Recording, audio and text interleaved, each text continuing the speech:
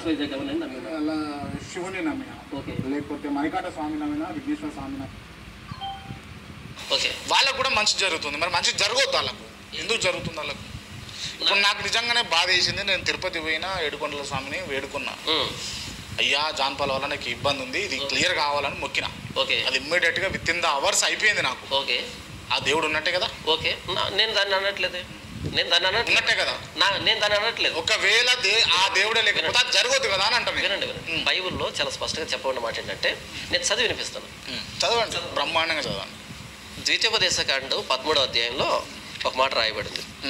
ద్వితీయోపదేశకాండం 13వ అధ్యాయం 1వ వచనం నుంచి, ప్రవక్తయే గాని కలలు కనువాడే గాని నీ మధ్యను లేచి నీ ఎదుట సూచక క్రియనైనను మహత్కార్యమునైనను చేసి నీవు ఎరుగని ఇతర దేవతలను అనుసరించి పూజింతము రమ్మని చెప్పిన ఎడల అతడు నీతో చెప్పిన సూచక్రియ కానీ మహత్కార్యం కానీ సంభవించినను ఆ ప్రవక్త మాటలను కలలు కనువాని మాటలను వినకూడదు.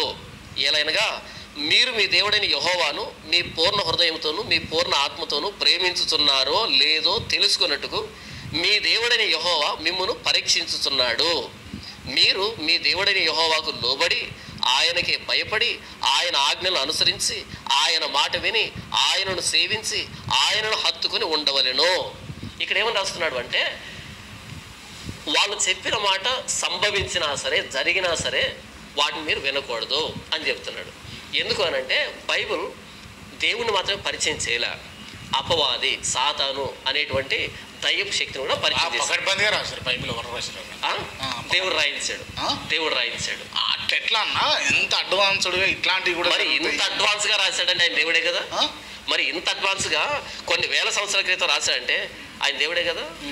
మరి మీరు వినగానే ఇంత పకడ్బందీ అన్నాడు అంటే, ఇంత చెక్ పడింది అంటే, మరి ఇన్ని వేల సంవత్సరాల క్రితం ఇంత భవిష్యత్తును ఊహించాడు, యుగాంత వరకు నుంచి శ్రీకృష్ణుడు బోధించినటువంటి భగవద్గీతలో